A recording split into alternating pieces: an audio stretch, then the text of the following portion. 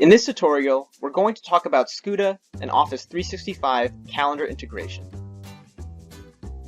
Let's begin with an overview of the SCUTA-Office 365 calendar add-on. First, we need to purchase the SCUTA Outlook calendar add-on.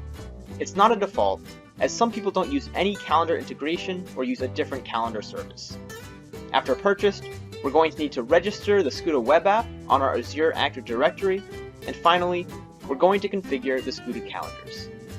Note that there are 3 Azure settings needed by SCUTA, and that all user accounts will default to the manager's 3 Azure settings. First, we're going to want to go over to our SCUTA user profile page, right here, and navigate over to the Calendars tab. If you don't see the Calendars tab, that means you still need to purchase the Outlook add-on. Next, after you click on the Calendars tab, you'll see options to authenticate with Outlook and to authenticate with Office 365. Notice that there's also a link to the Office 365 setup document, which will take you to these same instructions, which you can use to follow along. Now, we're going to need to register the SCUTA web app in your Azure Active Directory. To get to the directory, make sure that the checkbox next to Azure Active Directory settings is clicked, and follow the link to a new tab to www.portal.azure.com, right here.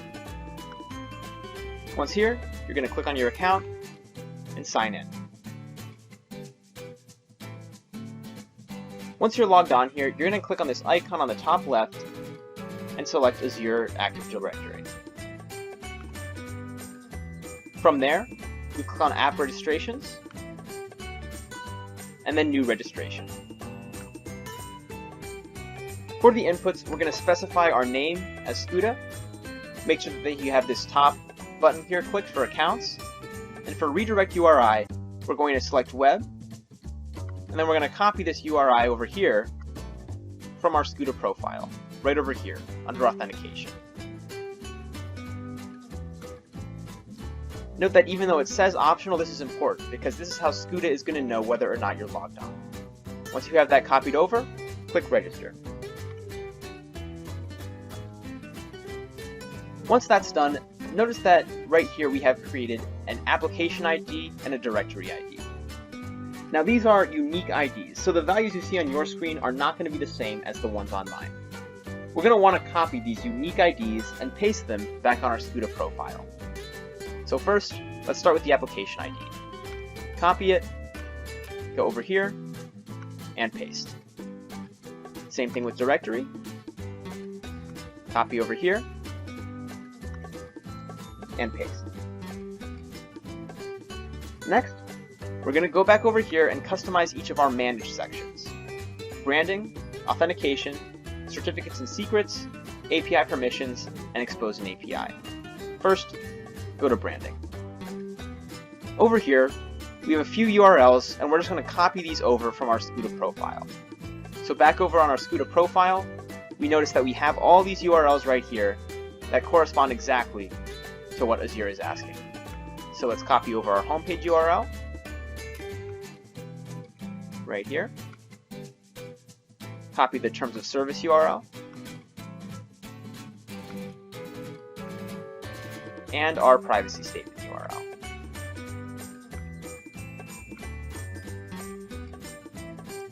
Notice that we're also going to want to upload new logo, and for that we just need the SCUTA logo, and we can get that over here by clicking this little button here right next to Upload New Logo. Now note where this is downloaded to. For most people, it's just going to go right into your Downloads folder. And over here, we're going to select a file, navigate over to our Downloads, and click on our most recent download here, SCUTA-Outlook 365. When you're done with all that, you're going to click on Save.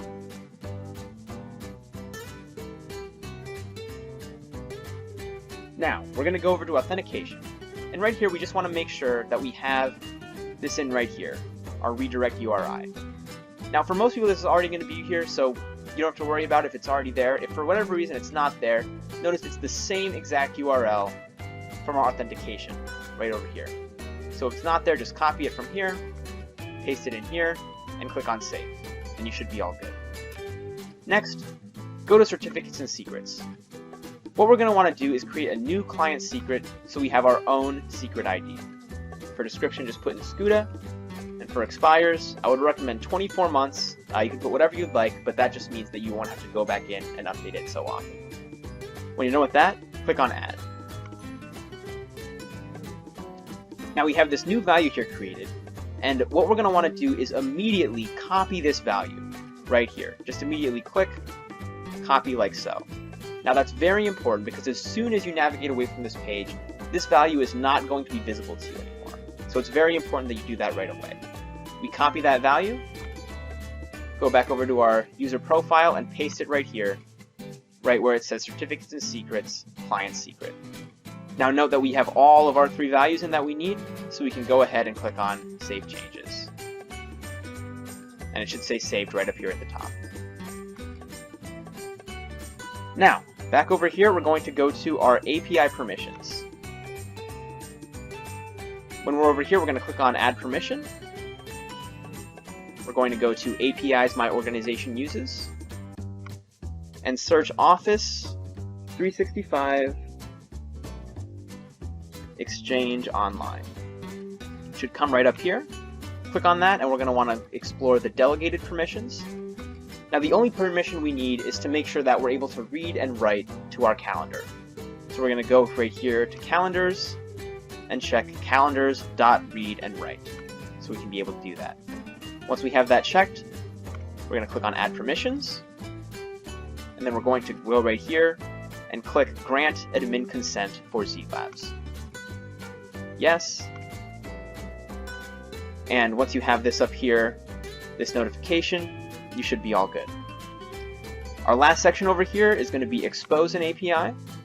Once we go over here, we're going to want to click on Add a Scope.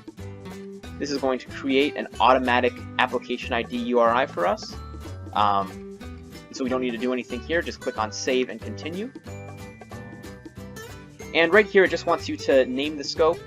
So I think it's easiest if we name it, if we just fill the same thing in for all these text boxes. So let's put in SCUTA-RW for read and write, -calendar.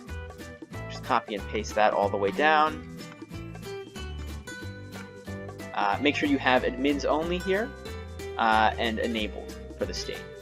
Once you got all that filled in, click on Add Scope.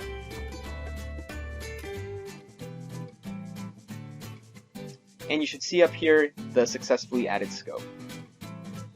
Now, for our last step, we're going to go back over to our SCUTA profile, and we're just going to want to click on Authenticate with Office 365. Now it's going to ask us to sign into our account here, so let's do that one last time.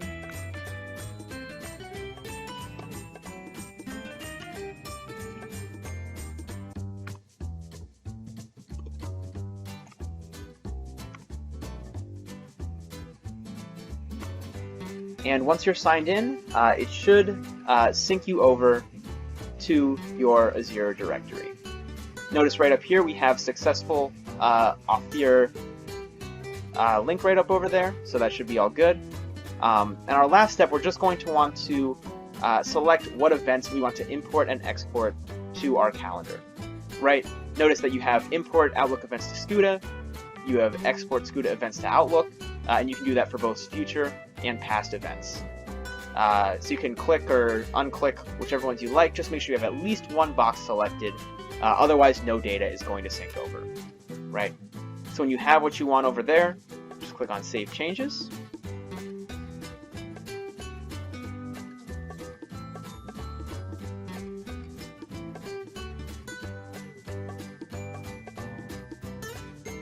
Still loading. And notice you should be all good here. You'll see imported and exported the number of events for each category you have there.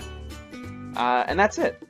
Everything should now be successfully synced with your SCUTA and your Microsoft Outlook. I hope you enjoyed this video.